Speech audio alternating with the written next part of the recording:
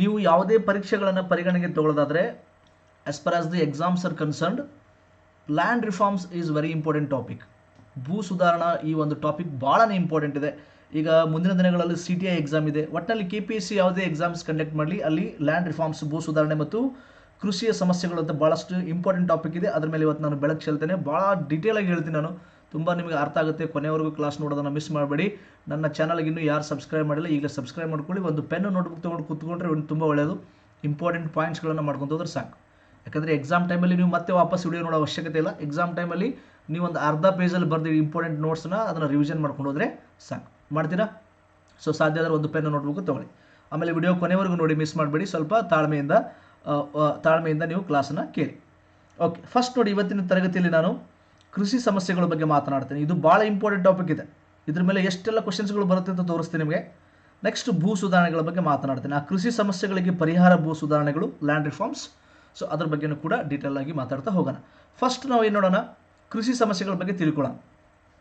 ಭಾರತದಲ್ಲಿ ಕೃಷಿಯ ಸಮಸ್ಯೆಗಳು, ಸೊ ಅಗ್ರಿಕಲ್ಚರ್ ಪ್ರಾಬ್ಲಮ್ಸ್ ಏನೇನಿದೆ ಅಂತ ನಾವು ನೋಡೋದಾದರೆ, ಫಸ್ಟ್ ನೋಡಿ, 69% ಗ್ರಾಮೀಣ ಭಾರತ ಜನಸಂಖ್ಯೆ ಇವರ ಪ್ರಮುಖ ಕಸುಬು ಕೃಷಿಯಾಗಿರುತ್ತದೆ. ಎಸ್, ನಾವು ಭಾರತೀಯರಾದ ನಮ್ಮ ಪ್ರಮುಖ ಕಸುಬು ಯಾವುದಂದರೆ ಕೃಷಿ. ಎಸ್ಪೆಷಲಿ ಲಾಕ್ಡೌನ್ ಆದಮೇಲೆ, ಈ ಕೊರೋನಾ ಬಂದಮೇಲೆ ಮತ್ತಷ್ಟು ಜನ ಕೃಷಿಗೆ ಬಂದಿದ್ದಾರೆ ವಾಪಸ್. ಇಲ್ಲ, ಭಾಳಷ್ಟು ಜನರದು ನೌಕರಿ ಹೋಯಿತು, ಜಾಬ್ ಹೋಯಿತು, ವಾಪಸ್ ಕೃಷಿಗೆ ಬಂದಿದ್ದಾರೆ. ಸೊ ಸುಮಾರು ಈಗ ಸದ್ಯಕ್ಕಂದ್ರೆ ಕನಿಷ್ಠ 60% ಅಂತೂ ಇದ್ದಾರೆ.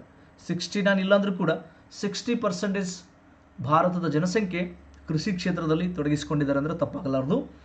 ಕೃಷಿಯು ಭಾರತದಲ್ಲಿ ಜೀವನೋಪಾಯವಾಗಿದೆ, ವೇ ಆಫ್ ಲೈಫ್ ಅಂತ ಕರಿತೀವಿ. ಇದೊಂದು ಬಿಸ್ನೆಸ್ ಅಲ್ಲ, ಇದೊಂದು ಯಾವುದೇ ಕೆಲಸ ಅಲ್ಲ, ಅದಕ್ಕಿಂತಲೂ ದೊಡ್ಡದು ಯಾವುದಂದರೆ ವೇ ಆಫ್ ಲೈಫ್, ಜೀವನೋಪಾಯವಾಗಿದೆ. ಅದು ಒಂದು ನಮ್ಮ ಜೀವನದ ಒಂದು ಕಲ್ಚರ್, ಸಂಸ್ಕೃತಿಯಾಗಿ ಬದಲಾಗಿದೆ.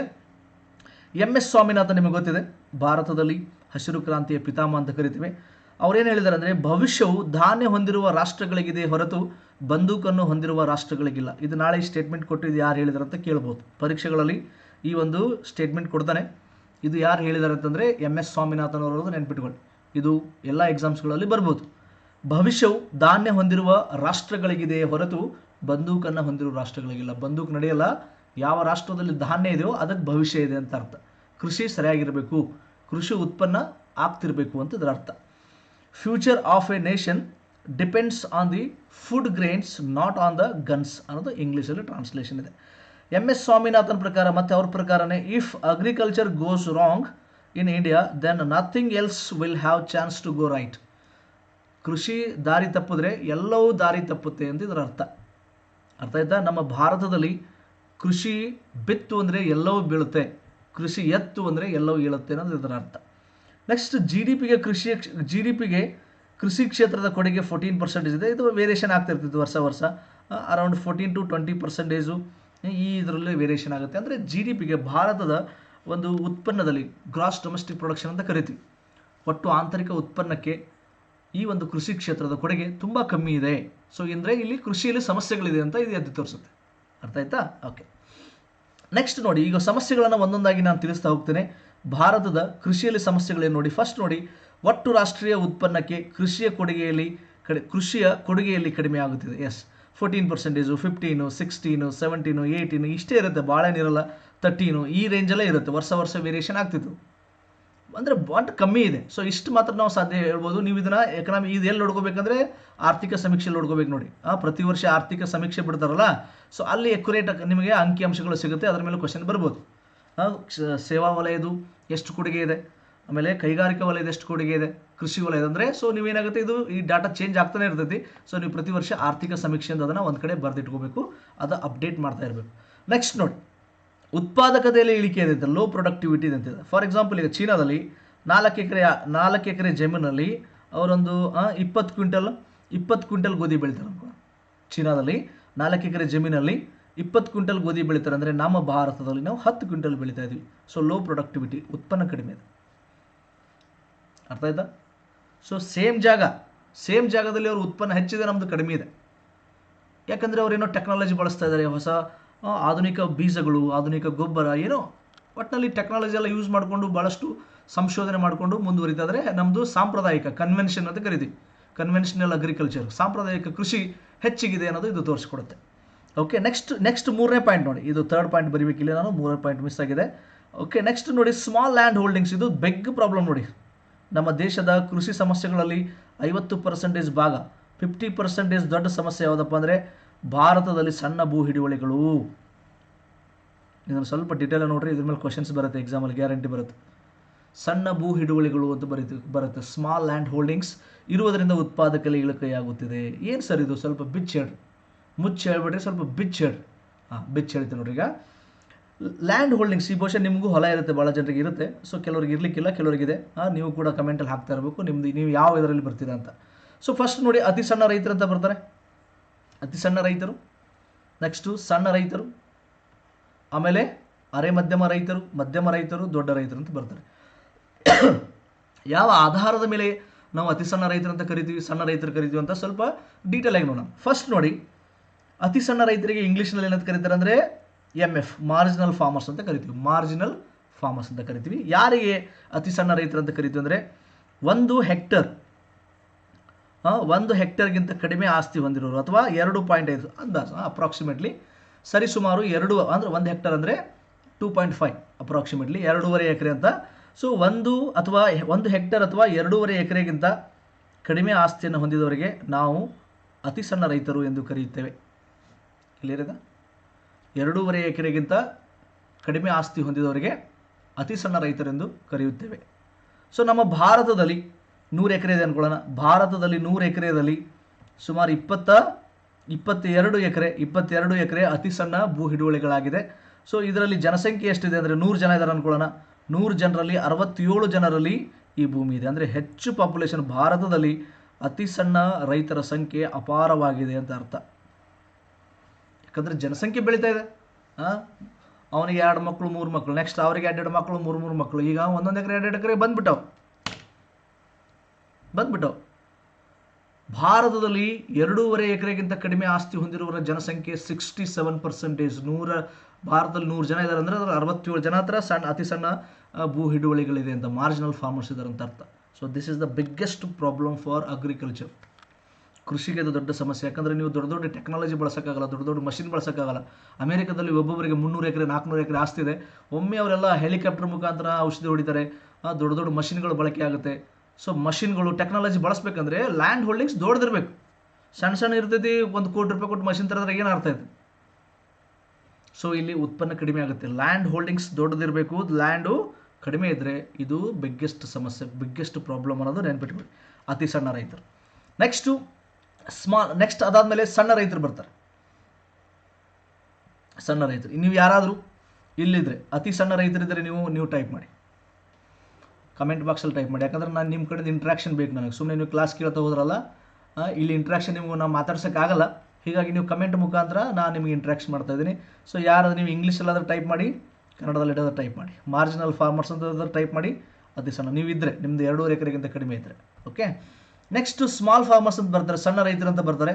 5 ಎಕರೆಗಿಂತ ಕಡಿಮೆ ಅಂದರೆ 2.5ರಿಂದ 5 ಎಕರೆ, 2.5ರಿಂದ 5 ಎಕರೆ ಇದ್ದರೆ, ಅಥವಾ 1 ಹೆಕ್ಟರಿಂದ 2 ಹೆಕ್ಟರ್ ಅಂದರೂ ಓಕೆ. 2 ಒಂದೇ, ಅಳಿಯಲ್ಲ ಮಗಳ ಗಂಡ. 2.5ರಿಂದ 5 ಎಕರೆ ಯಾರಿಗಿರುತ್ತೋ ಅವರಿಗೆ ನಾವು ಸಣ್ಣ ರೈತರು ಅಂತ ಕರಿತೀವಿ, ಸ್ಮಾಲ್ ಫಾರ್ಮರ್ಸ್. ಸೊ ನೀವು ಯಾರಾದರೂ ಈ ಒಂದು ಕೆಟಗರಿಲಿ ಬಂದರೆ ನೀವು ಕಮೆಂಟ್ ಬಾಕ್ಸಲ್ಲಿ ಟೈಪ್ ಮಾಡಿ, ಸಣ್ಣ ರೈತರು ಅಂತ ಟೈಪ್ ಮಾಡಿ, ಇಲ್ಲ ಸ್ಮಾಲ್ ಫಾರ್ಮರ್ಸ್ ಅಂತ ಟೈಪ್ ಮಾಡಿ. ಕ್ಲಿಯರ್ ಇದೆ? ಸೊ ಈಗ ಭಾರತದಲ್ಲಿ ಲ್ಯಾಂಡ್ ಎಷ್ಟಿದೆ? 22% ಇವ್ರ ಹತ್ರ ಇದೆ. ಇದರಲ್ಲಿ ಪಾಪ್ಯುಲೇಷನ್ 17.9% ಇದೆ. ಜಸ್ಟ್ ಥಿಂಕ್ ಮಾಡಿ, ನೀವು ಇಮ್ಯಾಜಿನ್ ಮಾಡಿ. ಈಗ ಇದು ಅತಿ ಸಣ್ಣ ರೈತರು 67%. ಅದು ಅತಿ ಸಣ್ಣ ರೈತರು ಎಷ್ಟಿದ್ದಾರೆ? 67 ಇದ್ದಾರೆ. ಇದು 17.9 ಅಂದರೆ 18 ಹಿಡೀರಿ, 15, 85. ಭಾರತದಲ್ಲಿ 85% ಜನರ ಹತ್ರ 5 ಎಕರೆಗಿಂತ ಕಡಿಮೆ ಇದೆ, ಕಮ್ಮಿ ಇದೆ, ಭಾಳ ಕಮ್ಮಿ ಲ್ಯಾಂಡ್ ಇದೆ. ಸೊ ಹೀಗಾಗಿ ಭಾರತ ಶ್ರೀಮಂತ ಆಗೋದ್ರೆ ಹೆಂಗಾಗುತ್ತೆ? ನಮ್ಮ ದೇಶದಲ್ಲಿ ಕೈಗಾರಿಕೆ ಬೇರೆ ಇಲ್ಲ, ಕೈಗಾರಿಕೆ ವಲಯನೇ ಇಲ್ಲ ನಮ್ಮ ದೇಶದಲ್ಲಿ. ಚೀನಾದಲ್ಲಿ ಕೈಗಾರಿಕೆ ತುಂಬ ಫಾಸ್ಟ್ ಇದೆ. ಭಾರತ ಕೃಷಿಯನ್ನು ನಾವು ಅವಲಂಬನೆ ಮಾಡ್ಕೊಂಡು ಜೀವನ ಮಾಡ್ತಾ ಇದ್ದೀವಿ. ಸೇವಾ ವಲಯ ಇದೆ, ಬಟ್ ಎಜುಕೇಟೆಡ್ಗೆ ಅದು ಭಾಳಷ್ಟು ಶಿಕ್ಷಣವಂತರಿಗಿದೆ ಸೇವಾ ವಲಯ. ಹೀಗಾಗಿ ಕೃಷಿ ಕ್ಷೇತ್ರದಲ್ಲೇ ಭಾಳಷ್ಟು ಜನ ತೊಡಗಿಸ್ಕೊಂಡಿದ್ದಾರೆ. ಆದರೆ ಆ ಕೃಷಿ ಕ್ಷೇತ್ರದಲ್ಲಿ ಭಾಳಷ್ಟು ಸಮಸ್ಯೆಗಳಿದೆ ಅಂತ ಇಲ್ಲಿ ತೋರಿಸುತ್ತೆ. ದೇಶದ 85% ಜನರು ಅತಿ ಸಣ್ಣ ಮತ್ತು ಸಣ್ಣ ರೈತರು. ಅತಿ ಸಣ್ಣ ಮತ್ತು ಸಣ್ಣ ರೈತರು ನೆನ್ಪಿಟ್ಕೊಳ್ಳಿ. ಓಕೆ, ನೆಕ್ಸ್ಟ್ ಅರೆ ಮಧ್ಯಮ ಅಂತ ಬರುತ್ತೆ. ಅರೆ ಮಧ್ಯಮ ರೈತರು ಅಂತ ಬರುತ್ತೆ. ಸೆಮಿ ಮೀಡಿಯಂ ಅಂತ ಬರುತ್ತೆ. ಯಾರಪ್ಪ ಅಂದರೆ 2ರಿಂದ 4 ಹೆಕ್ಟರ್, ಅಂದರೆ 5ರಿಂದ 10 ಎಕರೆ ಅಂತ ಅರ್ಥ. 5ರಿಂದ 5 to 10 acres. 5ರಿಂದ 10 ಎಕರೆ ಇದ್ದರೆ ನೀವು ಸೆಮಿ ಮೀಡಿಯಂ ಫಾರ್ಮರ್ಸ್ ಅಂತ ಅರ್ಥ. ನೀವು ಯಾರಾದರೂ ಇದ್ದರೆ ಟೈಪ್ ಮಾಡಿ, ಸೆಮಿ ಮೀಡಿಯಂ ಅಂತ ಟೈಪ್ ಮಾಡಿ, ಇಲ್ಲ ಕನ್ನಡದಲ್ಲಿ ಅರೆ ಮಧ್ಯಮ ಅಂತ ಟೈಪ್ ಮಾಡಿ.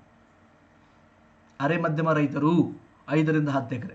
ನೆಕ್ಸ್ಟ್ ಮಧ್ಯಮ ರೈತರು ಅಂತ ಬರುತ್ತೆ, 4 to 10 ಅಂತ ಬರುತ್ತೆ, 10ರಿಂದ 25 ಎಕರೆ. ಯಾರ ಹತ್ರ 10ರಿಂದ 25 ಎಕರೆ ಇದೆಯೋ ಅವರಿಗೆ ಮಧ್ಯಮ ರೈತರು ಅಂತ ಕರೀತಾರೆ. ಸೊ ಇಲ್ಲಿ ನೀವು ಇಲ್ಲಿ ನೋಡ್ಕೋಬೋದು, ಅರೆ ಮಧ್ಯಮ ರೈತರ ಹತ್ರ ಅವ್ರ ಹತ್ರ ಭೂಮಿ 23% ಇದೆ, ಅಲ್ಲಿ ಜನಸಂಖ್ಯೆ 10% ಇದೆ. ನೆಕ್ಸ್ಟ್ ಮಧ್ಯಮ ರೈತರು 10ರಿಂದ 25 ಎಕರೆ, ಇವ್ರ ಹತ್ರ ಲ್ಯಾಂಡ್ ಎಷ್ಟಿದೆ, 21% ಇದೆ. ನೆಕ್ಸ್ಟ್ ಪಾಪ್ಯುಲೇಷನ್ 4.3% ಇದೆ. ಅಂದರೆ ಕಮ್ಮಿ ಆಗ್ತದೆ ನೋಡಿ, ಇಲ್ಲಿ ಜನಸಂಖ್ಯೆ ಭಾಳ ಕಮ್ಮಿ ಆಯ್ತು. ಅಂದರೆ ಭಾಳ ಜನ ಹತ್ರ ಜಾಸ್ತಿ ಆಸ್ತಿ ಇಲ್ಲ ಅಂತ ಅರ್ಥ. 4% ಬಂತು, 4.3 ಬಂತು. ಭಾಳ ಜನರ ಹತ್ರ 10ರಿಂದ 25 ಎಕರೆ ಆಸ್ತಿ ಇಲ್ಲ ಅಂತ ಅರ್ಥ. ಭಾರತದಲ್ಲಿ ಸಣ್ಣ ಸಣ್ಣ ಭೂ ಹಿಡುವಳಿಗಳು ಹೆಚ್ಚಿಗಿದೆ ಅಂತ ಇದು ತೋರಿಸುತ್ತೆ. ನೆಕ್ಸ್ಟ್ ದೊಡ್ಡ ರೈತರು ಬಿಗ್ ಫಾರ್ಮರ್ಸ್ ಅಂತ ಬರುತ್ತೆ, 10 ಹೆಕ್ಟರ್ಗಿಂತ ಹೆಚ್ಚು, 25 ಎಕರೆಗಿಂತ ಹೆಚ್ಚಿಗೆ ಅಂತ ಅರ್ಥ. 25 ಎಕರೆಗಿಂತ ಹೆಚ್ಚಿಗೆ ಇರುವ ರೈತರಿಗೆ ದೊಡ್ಡ ರೈತರು ಅಂತ ಕರೀತೀವಿ. ನಮ್ಮ ದೇಶದಲ್ಲಿ ಅದು ಆ ಜನಸಂಖ್ಯೆ 1% ಕೂಡ ಇಲ್ಲ, ಲೆಸ್ ದ್ಯಾನ್ 1% ಇದೆ.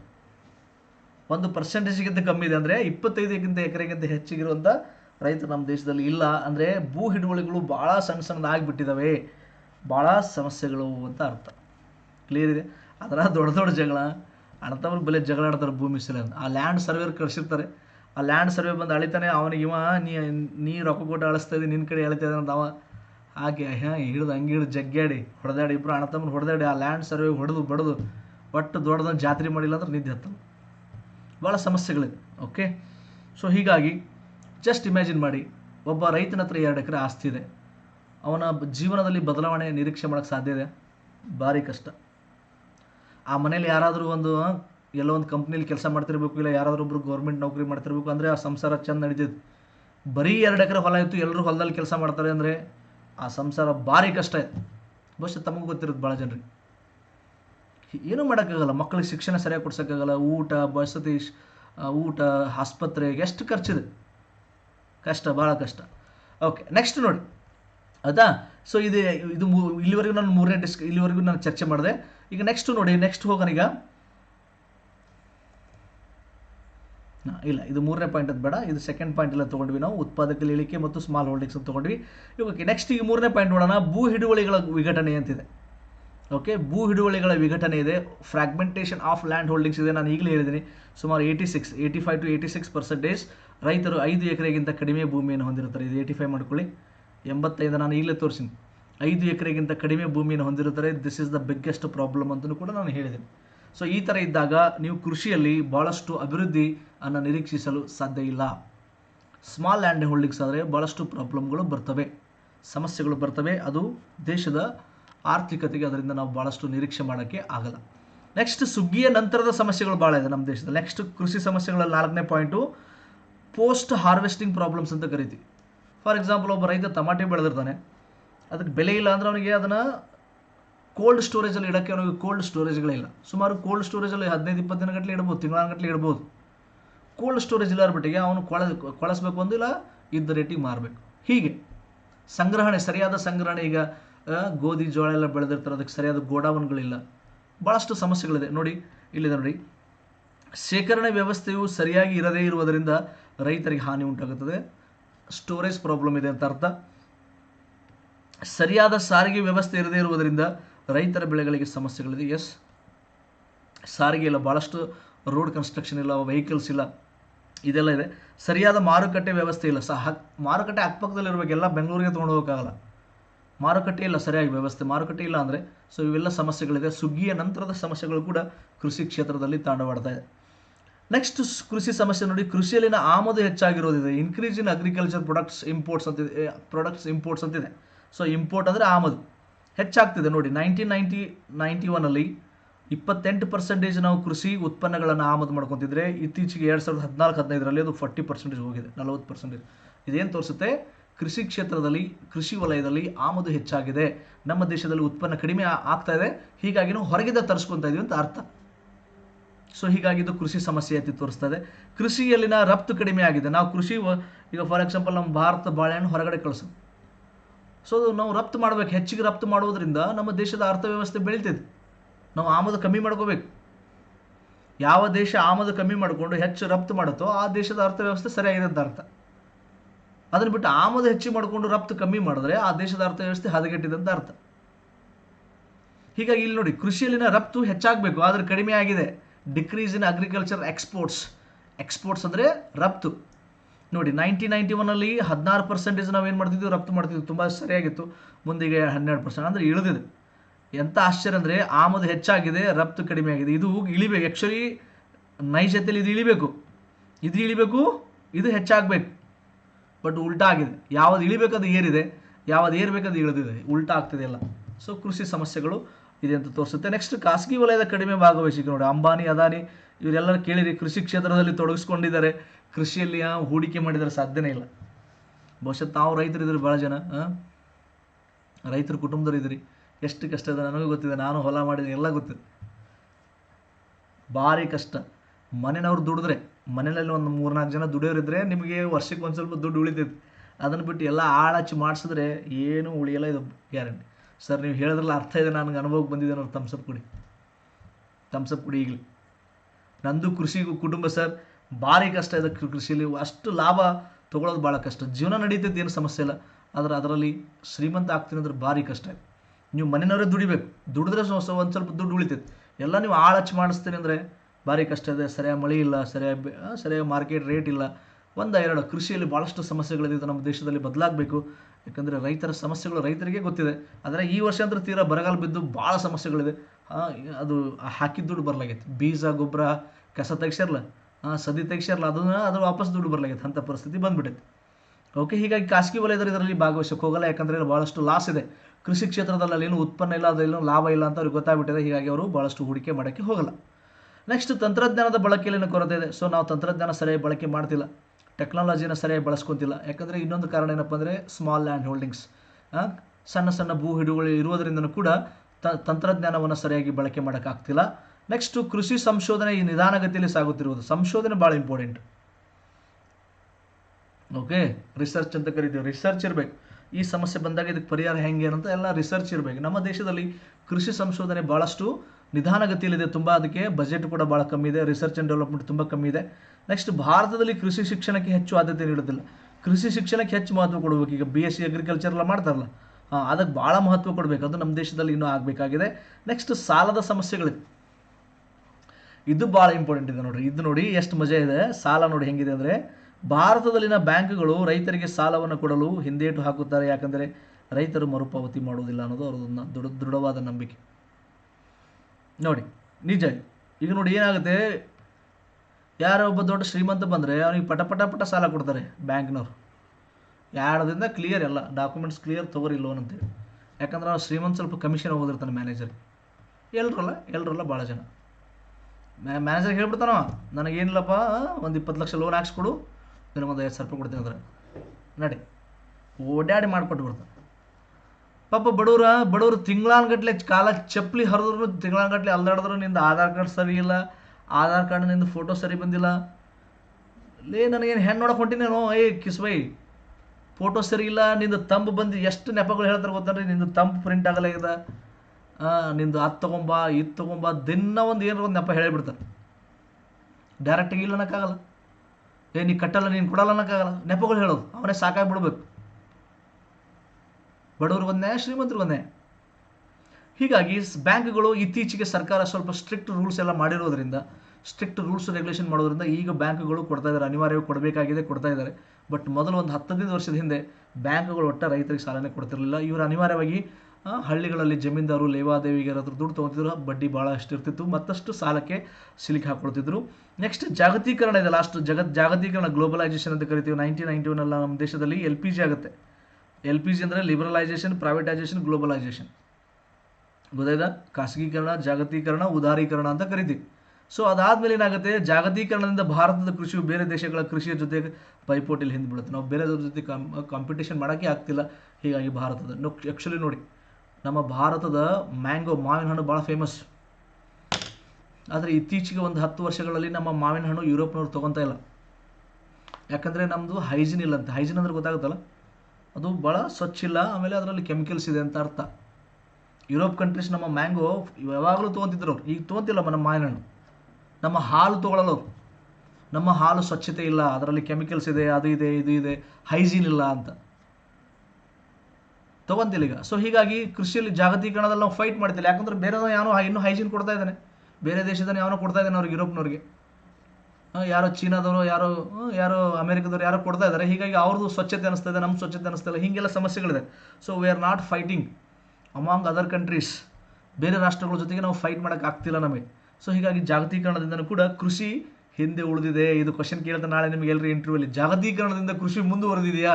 ಭಾಳ ಜನ ಎಸ್ ಸರ್ ಮುಂದುವರೆದಿದೆ. ನಾವು ಹೇಳಪ್ಪ ಹೆಂಗಂದ್ರೆ ಇಲ್ಲ, ಜಾಗತೀಕರಣ ನಮ್ಮ ಭಾರತದ ಕೃಷಿಗೆ ಇನ್ನೂ ಪೆಟ್ಟು ಕೊಟ್ಟಿದೆ ಅನ್ನೋದು ನಿಮಗೆ ಗೊತ್ತಿರಬೇಕು. ನೆಕ್ಸ್ಟ್, ಅತಿಯಾಗಿ ನೀರನ್ನು ಹೀರುವ ಬೆಳೆಗಳ ಸಮಸ್ಯೆಗಳು ನೋಡಿ. ಬೆಳೆಗಳ ಸಮಸ್ಯೆ, ಈಗ ನಂದು ವಿಜಯಪುರ ಜಿಲ್ಲೆ. ವಿಜಯಪುರದಲ್ಲಿ ನೀರು ಕಮ್ಮಿ ಇದೆ, ಭಾಳ ಕೆನಲ್ ನೀರಾವರಿ ಇದೆ ಬಿಡಿ, ನಮ್ಮ ಊರಲ್ಲೆಲ್ಲ ಕೆನಲ್ ಇದೆ. ಆದರೂ ಕೂಡ ನಾವು ಏನು ಮಾಡಬೇಕು, ಕಬ್ಬು ಗಿಬ್ಬೆಲ್ಲ ಬೆಳಿಬಾರ್ದು. ಈಗ ಸಿಕ್ಕಾಪಟ್ಟೆ ಕಬ್ಬು ಬೆಳೀತಾ ಇದ್ದಾರೆ. ವಾಟರ್ ಇಂಟೆನ್ಸಿವ್ ಕ್ರಾಪ್ಸ್ ಅಂತ ಕರಿತೀವಕ್ಕೆಲ್ಲ ಇಲ್ಲಿದೆ ನೋಡಿ, ಇಲ್ಲಿ ಬರ್ತೀವಿ ನೋಡಿ, ವಾಟರ್ ಇಂಟೆನ್ಸಿವ್ ಕ್ರಾಪ್ಸ್. ಹೆಚ್ಚು ನೀರನ್ನು ಪಡ್ಕೊಳ್ಳುತ್ತೆ. ಅವು ಏನಾಗುತ್ತೆ, ಅತಿಯಾದ ನೀರನ್ನು ಹೀರಿಕೊಳ್ಳೋದ್ರಿಂದ ಅಂತರ್ಜಲ ಕಡಿಮೆ ಆಗ್ಬಿಡುತ್ತೆ. ಎಲ್ಲ ಬೋರ್ ಹೊಡೆದು ಎಲ್ಲರೂ ಹೊಲದಾಗ 4-5 ಬೋರು ತಾವು ಹೊಡಿಸಿರ್ತೀರಿ ಬೋರು. ಏನಾಗ್ಬಿಟ್ಟಿದೆ, ಈಗ ನೀರೇ ಬರ್ತಾಯಿಲ್ಲ, ಅಂತರ್ಜಲ ಖಾಲಿ, ತೀರಾ ಭೂಮಿ ಇನ್ನೂ ಬಿರುಕು ಬಿಡ್ತೈತಿ, ಭೂಮಿ ಇನ್ನೂ ಹೀಟ್ ಆಗ್ತೈತಿ. ಈಗ ನರಗಳಲ್ಲಿ ರಕ್ತನೇ ಆಡ್ತಿಲ್ಲ ಅಂದರೆ ಇದು ಒಣಗಿ ಬಿಡ್ತೈತಿ, ಇದು ಪೂರ್ತಿ ವೇಸ್ಟ್ ಆಗ್ತೈತೆ. ಹಾಗೆಯೇ ಭೂಮಿ ಒಳಗಡೆ ನರಗಳಿದೆ, ನೀರಿನ ನರಗಳಿದೆ, ಅದೆಲ್ಲ ಒಣಗ್ತಾ ಇದೆ, ಸಮಸ್ಯೆ ಇದೆ. ಹಸಿರು ಮನೆ ಅನಿಲ ಬಿಡುಗಡೆ ಆಗೋದ್ರಿಂದ ಜಾಗತಿಕ ತಾಪಮಾನ ಉಂಟಾಗುತ್ತೆ. ಎಸ್, ಆಬ್ವಿಯಸ್ಲಿ ಇಲ್ಲೇನಾಗುತ್ತೆ, ವಾಟರ್ ಇಂಟೆನ್ಸಿವ್ ಕ್ರಾಪ್ಸಿಂದ ಭಾಳಷ್ಟು ಹಸಿರು ಮನೆ ಅನಿಲಗಳು, ಅಂದರೆ ಎಸ್ಪೆಷಲಿ ಇದು ಕಾರ್ಬನ್ ಡೈಆಕ್ಸೈಡ್ ಆಗಿರ್ಬೋದು, ಆಮೇಲೆ ಈ ಭತ್ತದ ಗದ್ದೆಯಲ್ಲಿ ಭಾಳಷ್ಟು ಉತ್ಪಾದನೆ ಆಗುತ್ತೆ. ಮೀಥೇನ್, ಎಕ್ಸಾಕ್ಟ್ಲಿ ಹೇಳ್ಬೇಕಂದ್ರೆ ಮೀಥೇನ್, ಅದನ್ನು ಒಂದು ಹಸಿರು ಮನೆ ಅನಿಲ. ಆ ಮೀಥೇನ್ ಭಾಳಷ್ಟು ಉತ್ಪಾದನೆ ಆಗುತ್ತೆ. ಇದರಿಂದ ಏನಾಗುತ್ತೆ, ಜಾಗತಿಕ ತಾಪಮಾನ ಉಂಟಾಗುತ್ತೆ ಅಂತ ನೋಡ್ತೇವೆ. ನೆಕ್ಸ್ಟ್, ನಗರದಿಂದ ಅಂತರ ಇದೆ. ನಗರದಿಂದ ಹಳ್ಳಿಯು ಸಮೀಪ ಇದ್ದರೆ ಆ ಹಳ್ಳಿಯು ಅಭಿವೃದ್ಧಿ ಹೊಂದುತ್ತದೆ. ಯಾಕಂದರೆ ನೀವು ಹಳ್ಳಿಯಾಗ ಏನೇ ಬೆಳೆದ್ರೂ ಒಯ್ದು ನಗರದಲ್ಲಿ ಮಾರಾಟ ಮಾಡ್ಬೋದು. ಆದರೆ ಹಳ್ಳಿ ದೂರ ಇದ್ದರೆ, ನಗರದಿಂದ ಹಳ್ಳಿ ದೂರವಿದ್ದರೆ ಗ್ರಾಮೀಣ ಸಮುದಾಯ ಅಭಿವೃದ್ಧಿ ಹೊಂದುವುದು ಬಹಳ ಕಷ್ಟವಾಗುತ್ತದೆ. ಯಾಕಂದರೆ ನಿಮಗೆ ಅಲ್ಲಿ ಏನೂ ತೊಗೊಂಡೋಗಿ ಮಾರಾಟ ಮಾಡೋಕ್ಕಾಗಲ್ಲ. ನಗರ ಇದ್ದರೆ ನೀವು ಸ್ವಲ್ಪ ಪ್ರಾಫಿಟ್ ಆಗಿರ್ತೀರ, ಪಕ್ಕದಲ್ಲಿರಬೇಕು, ಇಲ್ಲಾಂದರೆ ಕಷ್ಟ. Okay, right. ಸೊ ಇಷ್ಟೊತ್ತನ್ನು ನಾನು ಏನು ತೋರಿಸಿದೆ ನಿಮಗೆ, ಕೃಷಿ ಸಮಸ್ಯೆಗಳು ಮತ್ತು ಅದರಲ್ಲಿ ಭಾಳಷ್ಟು ಇಂಪಾರ್ಟೆಂಟ್ ಮಾಹಿತಿಗಳನ್ನು ಕೊಟ್ಟೆ. ಈಗ ನೆಕ್ಸ್ಟ್, ಈ ಕೃಷಿ ಸಮಸ್ಯೆಗೆ ಪರಿಹಾರ ಏನು ಅಂತ ಬರುತ್ತೆ. ಸ್ವಲ್ಪ ಈ ಕೃಷಿ ಈ ಒಂದು ಕೃಷಿ ಸಮಸ್ಯೆಗಳಿಗೆ ಒಂದು ಚೂರು ಪರಿಹಾರ, ಒಂದು ಸ್ವಲ್ಪ ರಿಲ್ಯಾಕ್ಸೇಷನ್, ಸ್ವಲ್ಪ ಬದಲಾವಣೆ ತರಬಹುದು. ಅಂದರೆ ಇದು ಭೂ ಸುಧಾರಣೆಯಿಂದ ಅಂತ ನಾವು ನೋಡ್ತೇವೆ, ಲ್ಯಾಂಡ್ ರಿಫಾರ್ಮ್ಸ್. ಯಾಕಂದರೆ ಭಾರತದಲ್ಲಿ ಎಷ್ಟೋ ಜನರಿಗೆ 1 ಎಕರೆ 2 ಎಕರೆನೂ ಇಲ್ಲ. ನೀವು ತಮ್ಸಪ್ ಕೊಡಿ, ನೀವೊಂದು ತಮ್ಸಬೇಕು ಸರ್, ನಾನು 1 ಎಕರೆನೂ ಸ್ವಲ್ಪನೂ ನಮಗೆ ಭೂಮಿ ಇಲ್ಲ, ಒಟ್ಟ ನನಗೆ ಹೊಲನೇ ಇಲ್ಲರಿ ಸರ್ ಅನ್ನೋರು ಕೂಡ ಒಂದು ತಮ್ಸಪ್ ಹಾಕಿ. ಸೊ ಭೂ ಸುಧಾರಣೆ ಮಾಡಿದ್ರೆ ಏನಾಗುತ್ತೆ, ಅವ್ರಿಗೂ ಕೂಡ ಸ್ವಲ್ಪ ಕೊಡಿಸ್ಬೋದು. ಇದು ಭಾಳ ಇಂಪಾರ್ಟೆಂಟ್. ಆ್ಯಕ್ಚುಲಿ ಭೂ ಸುಧಾರಣೆಯಿಂದ ಆರ್ಥಿಕವಾಗಿ ಭಾಳ ಎಷ್ಟು ಇಂಪಾರ್ಟೆನ್ಸ್ ಇದೆ ಗೊತ್ತಿಲ್ಲ. ಭೂ ಸುಧಾರಣೆಯಿಂದ ಸಾಮಾಜಿಕವಾಗಿ ಭಾಳಷ್ಟು ಬದಲಾವಣೆ ಆಗುತ್ತೆ, ಇದು ಮಾತ್ರ ಸತ್ಯ. ಸೋಷಿಯಲ್ ಜಸ್ಟಿಸ್ ಅಂತ ಕರಿತೀವಿ, ಸಾಮಾಜಿಕ ನ್ಯಾಯ.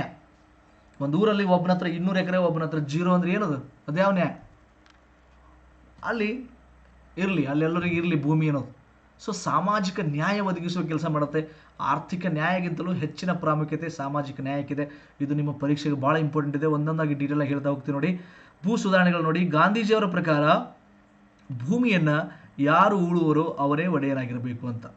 Land belongs to him who labours on it. Land belongs to him who labours on it. ಭೂಮಿ ಯಾರು ಉಳ್ತಾರೋ ಅವನೇ ಅದರ ಒಡೆಯನಾಗಬೇಕು, ಅವನೇ ಅದರ ಮಾಲೀಕನಾಗಬೇಕು ಅನ್ನೋದು ಗಾಂಧಿ ಹೇಳಿದರು. ಫಾರ್ ಎಕ್ಸಾಂಪಲ್, ಈಗ ನಾನೊಬ್ಬ ಬಿಸ್ನೆಸ್ ಮ್ಯಾನ್ ಅಂದ್ಕೊಳ್ಳೋಣ.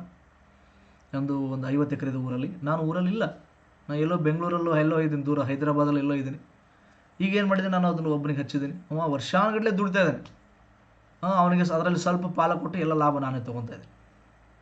ನಾನು ಆಲ್ರೆಡಿ ಶ್ರೀಮಂತ ಇದ್ದೀನಿ, ನನ್ನ ಬಿಸ್ನೆಸ್ ಇದೆ, ಎಲ್ಲ ಇದೆ. ಸರ್ ನಿಮ್ದು 50 ಎಕರೆ ಅವನಿಗೆ ಕೊಡ್ತೀರಿ, ಆ 50 ಎಕರೆ ಹೆಂಗೆ ಬಂದಿದೆ ಅಂತ ಹಿಸ್ಟ್ರಿ ಹೇಳಿದ್ರೆ ನೀವು ನಿಮ್ಗೆ ನಂಬಲ್ಲ.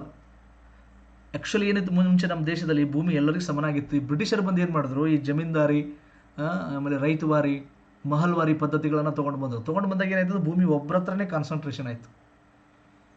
ಯಾರು ಬ್ರಿಟಿಷರಿಗೆ ಬಕೀಟ್ ಹಿಡಿತಿದ್ರು ಅದು ಅವನ ಹತ್ರ ಬಂತು. ಅವ್ನು ಮೇಂಟೈನ್ ಮಾಡ್ಬೇಕಂತ. ಆ್ಯಕ್ಚುಲಿ ಬ್ರಿಟಿಷರು ಹೋದ್ಮೇಲೆ ಅದಕ್ಕೆ ಅವನೇ ಮಾಲೀಕ ಆಗ್ಬಿಟ್ಟ. ಫಾರ್ ಎಕ್ಸಾಂಪಲ್, ಈಗ ನಾನೇ ತೊಗೊಳ್ಳಿ, ನಾನೊಬ್ಬ ಜಮೀನ್ದಾರ್ ಅನ್ಕೊಳ್ಳೋಣ. ನನಗೆ ಬ್ರಿಟಿಷರು ಏನು ಹೇಳಿದ್ರು, ನೋಡಪ್ಪ ಇಲ್ಲಿ ಇನ್ನೂ 200 ಎಕರೆ ಇದೆ, ಇದ್ರದ್ದೆಲ್ಲ ನೀನು ಟ್ಯಾಕ್ಸ್, ಆ ಟ್ಯಾಕ್ಸ್ ಕಲೆಕ್ಷನ್ ಮಾಡಿ ತಂದು ಕೊಡ್ಬೇಕು ನನಗೆ, ಕಂದಾಯ. ನಾವು ಓನರ್ ಅಲ್ಲ, ಆ 200 ಎಕರೆದು ಭೂಮಿ ತಂದು ಒಪ್ಪಿಸ್ಬೇಕಟ್ಟೆ. ನಾನು ಕಮಿಷನ್ ಇಷ್ಟು % ಕಮಿಷನ್ ನನ್ನ ಕೆಲಸ. ಮುಂದೆ ಬ್ರಿಟಿಷರು ಬಿಟ್ಟು ಹೋಗ್ಬಿಟ್ರು. ನಾ ಏನು ಮಾಡಿದೆ, ಆ 200 ಎಕರೆ ನಂದೇ ಒಟ್ಟು ನಂದೇ ಮಾಡ್ಕೊಂಬಿಟ್ಟೆ. ಪಾಪ ರೈತರು ಬಡವರು ಹತ್ರ ಹೆದರ್ಸಿ ಬೆದರ್ಸಿ ಸೈ ತೊಗೊಂಡ್ಬಿಡೋದು. ಆ 200 ಎಕರೆಗೆ ನಾನು ಒಡೆಯ ನಾನೊಬ್ಬ ದೊಡ್ಡ ಜಮೀನ್ದಾರ, ನನ್ನ ಆಸ್ತಿ ಗೊತ್ತಾಯ್ತಲ್ಲ. ಸೊ ಆಸ್ತಿಯ ಮೂಲ ಹುಡ್ಕೊಂತ ಹೋದ್ರೆ ಅದು ಯಾರ್ದು ಅಲ್ಲ, ಯಾರಪ್ಪಂದು ಅಲ್ಲ. ಇವತ್ತಿಗೂ ಕೂಡ ನಿಮ್ಮ ಆಸ್ತಿಗಳನ್ನು ಸರ್ಕಾರ ತಗೋಬೋದು, ಸರ್ಕಾರಕ್ಕೆ ಹಕ್ಕಿದೆ. ಕಾನೂನುಗಳನ್ನು ಪಾಲಿಸಿ ಯಾವುದೇ ಭೂಮಿಯನ್ನು ಯಾವುದೇ ಸಂದರ್ಭದಲ್ಲಿ ಸರ್ಕಾರ ವಶಪಡಿಸಿಕೊಳ್ಳಬಹುದು. ಅರ್ಥ ಆಯ್ತಾ? ಸೊ ಹೀಗಾಗಿ ಸರ್ ನಮ್ಮ ಭೂಮಿ ಯಾಕೆ ಕೊಡಬೇಕ್ರಿ ಅನ್ನೋದು ಪ್ರಶ್ನೆ ಬರಲ್ಲ. ಇಲ್ಲಿ ನೋಡಿ, ಭೂಮಿಯನ್ನು ಯಾರು ಉಳುವವರು ಅವನೇ ಒಡೆಯನಾಗಿರಬೇಕು ಅಂತ ಗಾಂಧೀಜಿ ಹೇಳಿದರೆ. ಭೂ ಸುಧಾರಣೆ ರಾಜ್ಯ ಪಟ್ಟಿಯಲ್ಲಿ ಬರುತ್ತದೆ, ಇದು ನೆನ್ಪಿಟ್ಟುಕೊಳ್ಳಿ, ಗ್ಯಾರಂಟಿ ಕ್ವಶನ್ ಬರುತ್ತಿದ್ದು. ಸೊ ನಮ್ಮ ಸಂವಿಧಾನದ 7ನೇ ಅನುಸೂಚಿ 7th schedule of Indian constitution talks about 3 lists, 3 ಪಟ್ಟಿಗಳ ಬಗ್ಗೆ ಮಾತನಾಡುತ್ತದೆ. ಸಂವಿಧಾನದ 7ನೇ ಅನುಸೂಚಿ 3 ಪಟ್ಟಿಗಳ ಬಗ್ಗೆ ಮಾತನಾಡುತ್ತೆ. ಅದ್ಯಾವುದು ಅಂದರೆ ಕೇಂದ್ರ ಪಟ್ಟಿ, ಸೆಂಟ್ರಲ್ ಲಿಸ್ಟ್, ರಾಜ್ಯ ಪಟ್ಟಿ, ಸ್ಟೇಟ್ ಲಿಸ್ಟ್, ಸಮವರ್ತ ಪಟ್ಟಿ, ಕನ್ಕರೆಂಟ್ ಲಿಸ್ಟ್ ಅಂತ ಕರಿತೀವಿ, ಕನ್ಕರೆಂಟ್ ಲಿಸ್ಟ್. ಸೊ ಇಲ್ಲಿ ಕೇಳ್ಬಿಡ್ತಾರೆ ನಾಳೆ ಕ್ವಶನ್, ಭೂ ಸುಧಾರಣೆ ಯಾವ ಪಟ್ಟಿಯಲ್ಲಿ ಬರುತ್ತದೆ ಅಂತ ಪ್ರಶ್ನೆ ಬರುತ್ತೆ. ಸೊ ಅವಾಗ ನೀವು ಆನ್ಸರ್ ಮಾಡಬೇಕು ರಾಜ್ಯ ಪಟ್ಟಿ. ಕೃಷಿ ಯಾವುದರಲ್ಲಿ ಬರುತ್ತೆ ಅಂತ ಕೇಳ್ತಾನೆ. ಸೊ ಕೃಷಿನೂ ಕೂಡ ರಾಜ್ಯ ಪಟ್ಟಿ, ಕರೆಕ್ಟಾ? ಒಂದ್ಸಲ ಚೆಕ್ ಮಾಡಿ, ಸಮವರ್ತ ಪಟ್ಟಿಯಲ್ಲಿ ಬರುತ್ತೆ ಕೃಷಿ, ಇಲ್ಲ ರಾಜ್ಯ ಪಟ್ಟಿಯಲ್ಲಿ ಬರುತ್ತೆ. ನನಗೆ ಕನ್ಫ್ಯೂಷನ್ ಆಗ್ತಿದೆ, ನೀವು ಒಂದ್ಸಲ ಚೆಕ್ ಮಾಡಿ. ನನಗನ್ಸುತ್ತೆ ರಾಜ್ಯ ಪಟ್ಟಿಯಲ್ಲಿದೆ, ಕೃಷಿ ಕೂಡ ರಾಜ್ಯ ಪಟ್ಟಿಯಲ್ಲೇ ಬರುವಂಥದ್ದು 100% ರಾಜ್ಯ ಪಟ್ಟಿ.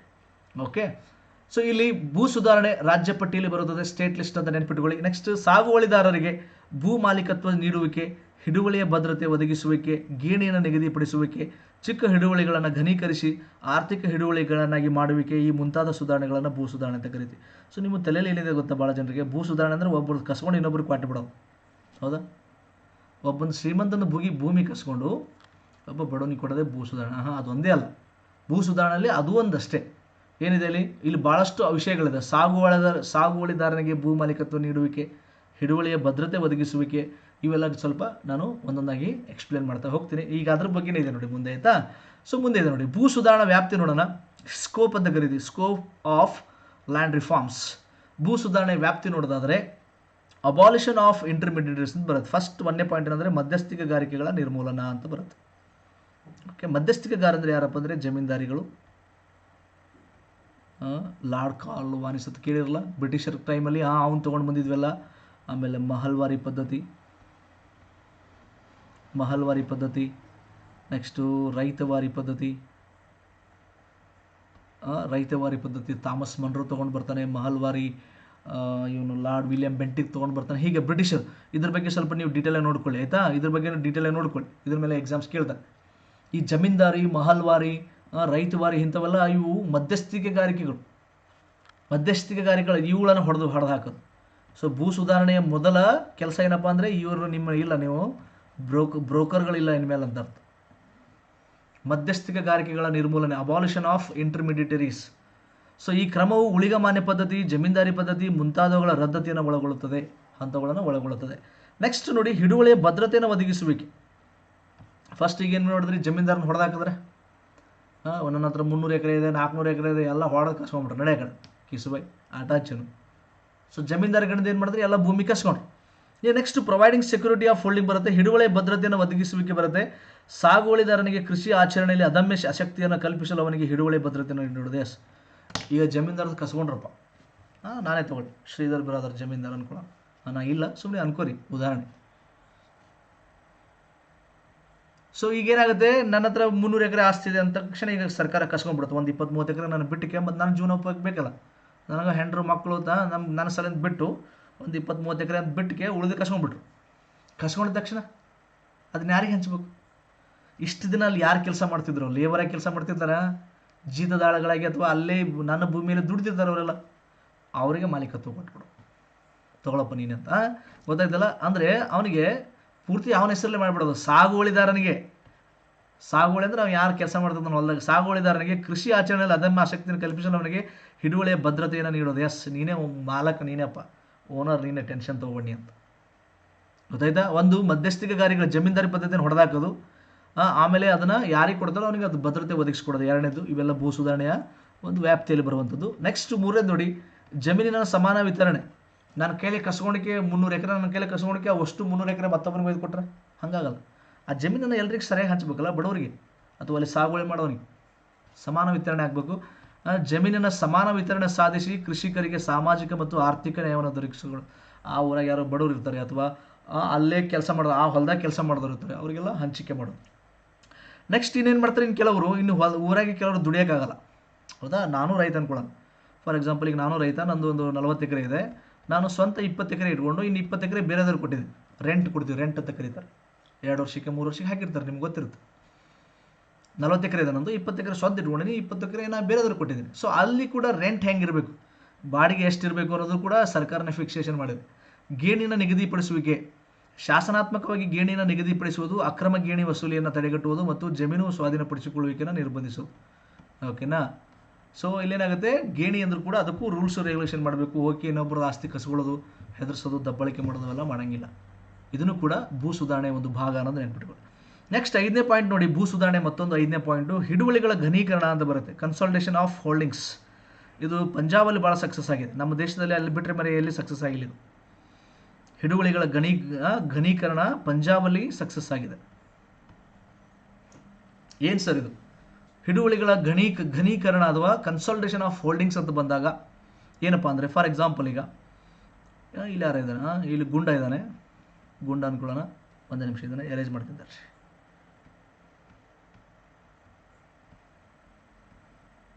ಓಕೆ, ಇಲ್ಲಿ ಗುಂಡ ಇದ್ದಾನೆ. ಸೊ ಗುಂಡನ ಇಲ್ಲಿ 4 ಎಕರೆ ಆಸ್ತಿ ಇದೆ.